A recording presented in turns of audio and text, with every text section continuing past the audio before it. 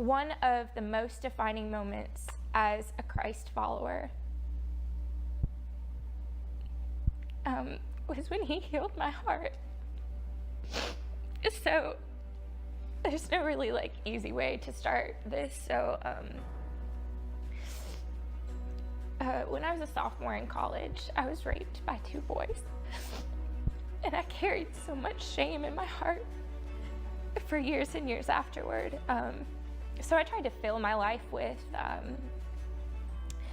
accomplishments and things of this world that I thought would, that I just thought would fix everything. Relationships that were not glorifying to God. A lot of drinking, a lot of partying, a lot of really shallow friendships. But it's crazy because as a freshman in high school, I did a class called International Relations, and we learned a lot about just the continent of Africa. And I just had such a pull to it, and I didn't really understand why, or because I'd never really for real traveled even outside the state of Florida where I grew up, so that was just wild. But fast forward a year, and then sophomore year happened, and I'd been taken advantage of by 2 boys I knew and went to school with and trusted. And like I said, I just carried that shame for so long. I thought that it was my fault. I thought that I wasn't worthy. Something that I had been holding so dear, for my husband, growing up in church, being that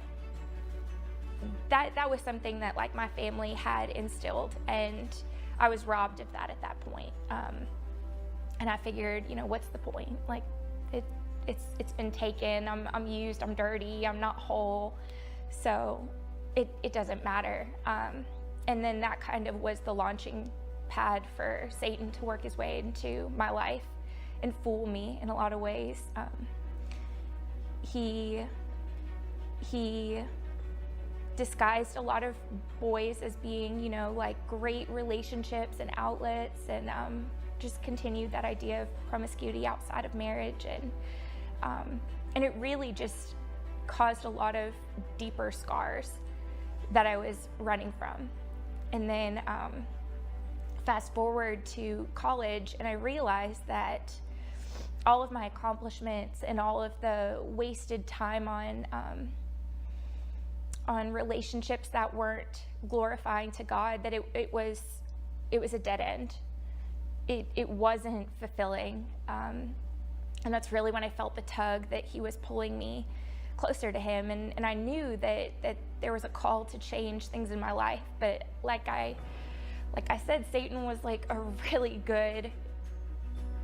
he was a good manipulator in feeding me the lie that he had a better plan for me than God did. If God loved me, how would he let that happen? And so I had run from, I knew that baptism was my next step, and I'd run from it for 3 years, making up excuses. And finally, as a senior in college, I decided to do it. And that's just when blessing after blessing started unfolding, and I realized the work that God was doing on my heart and the healing that he was providing.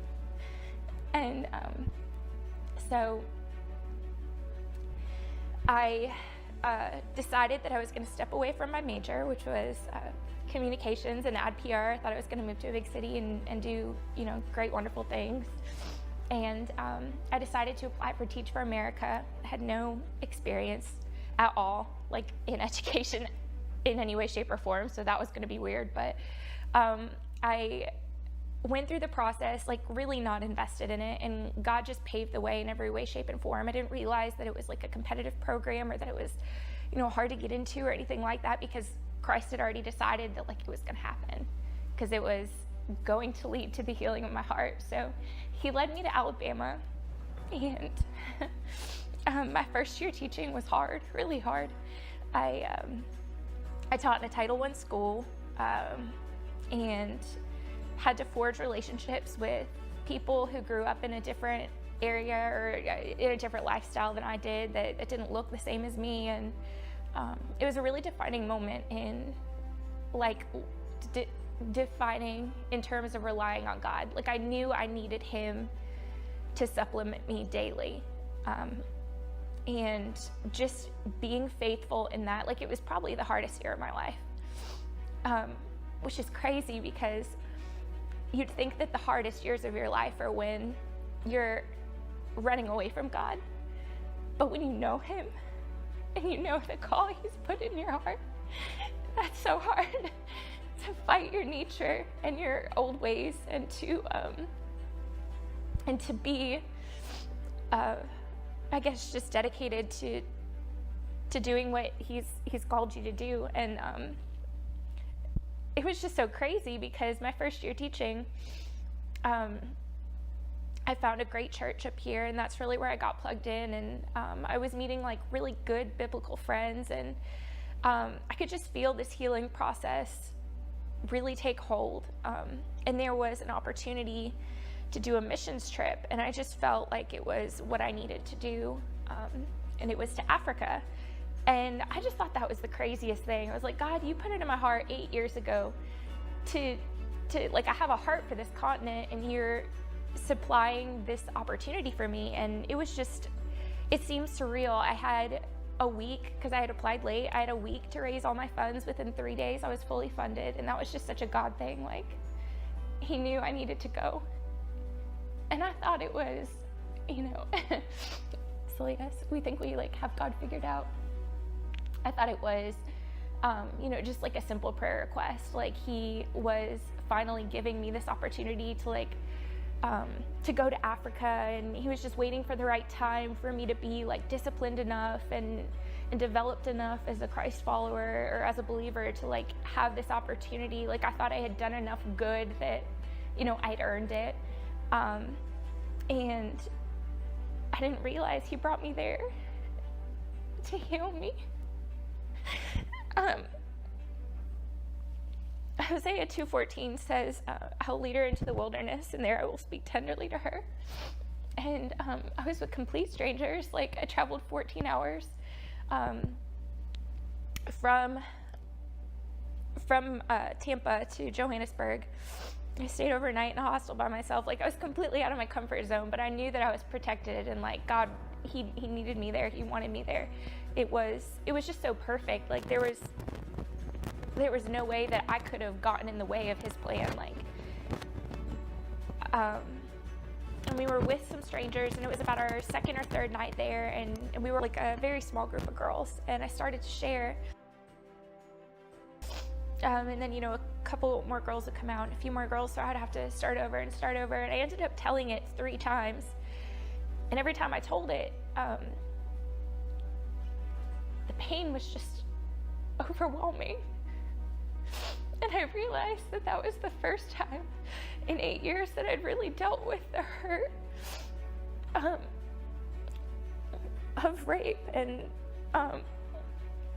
all the things that I tried to put in my life to fix it. Ooh, gosh, this is a lot. I'm sorry. And a girl that I just met like a couple days prior, she goes, Sarah, I just thought of something. I need to talk to you. And she pulls me into her room, and she pulls out a book. It was Redeeming Love. Have you ever read it? Okay. She goes, I just thought of something. And this is so crazy because, she lived a life as a prostitute. She's like, I'm not saying you are. But she's like, it's just the craziest thing because her whole life when she was running away from God and his plan for her, she had almost like changed her name and forgotten who she was, and she was referred to as Angel. And just kept like running away from God because it's scary to forfeit and give over and surrender to him when you've never done it before. And at the very end of the book, Angel is revealed to have been named Sarah. And she's like, this is you. And she was right. I didn't realize that like I never really focused on the book of Hosea. And, you know, that's where I discovered that verse, Hosea 2:14. And God had really like brought me into the wilderness, like brought me to Africa, yes, to serve and love on people and to be the hands and feet of God, but he had really brought me there to show me how good he is. He just began to heal my heart in that moment, and all the scars and the pain and the guilt and the shame that I carried for so long at that point were starting to undo themselves. He was healing and mending in an incredible way. When I came back from that missions trip, I started going to 21 days of prayer through my church, and I just really felt like God was doing an incredible work in my heart. I knew that he was calling me for something greater, and I felt like I was healing as a person, and I could feel my testimony like coming to life, which is just so crazy because people talk about it and you're like, whoa, a testimony, like that's so weird. But like I was beginning to have my own because I could see God doing an incredible work in me. And we went to 21 days of prayer in January, and the day before I was like, God, I just really feel in my heart that you are going to heal me at this moment. Like I know that even if I don't find my husband, like, you know, Angel and Hosea, or Sarah and Hosea, or Hosea and his wife, like biblically, like even if that doesn't happen, I know that I'm going to, like at this point, I know in this 21 days, like in this season, that you are going to deliver an incredible work. Like you are going to let me know how loved I am in your eyes. Like it's not going to be shame, it's not going to be guilt. Like that is done in this 21 days. Like I just know it, that you're going to deliver it.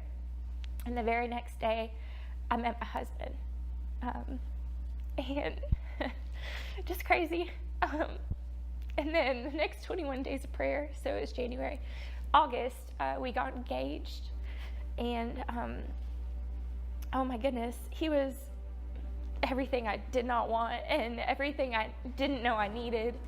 And that's just a really long roundabout way to say that God is really good because of I want to say he pursued me. Like obviously he pursued me, but he provided a way out for my hurt a year before that hurt was ever brought into my life. And that's just so incredible that we serve a God who already like provides healing when people don't know that that's even an option. Like there's just so much grace, and it's so abundant, and it is so good. And I'm sorry that I'm crying. Like I said, it used to be for pain, and now it's just for joy, for how he's changed my heart.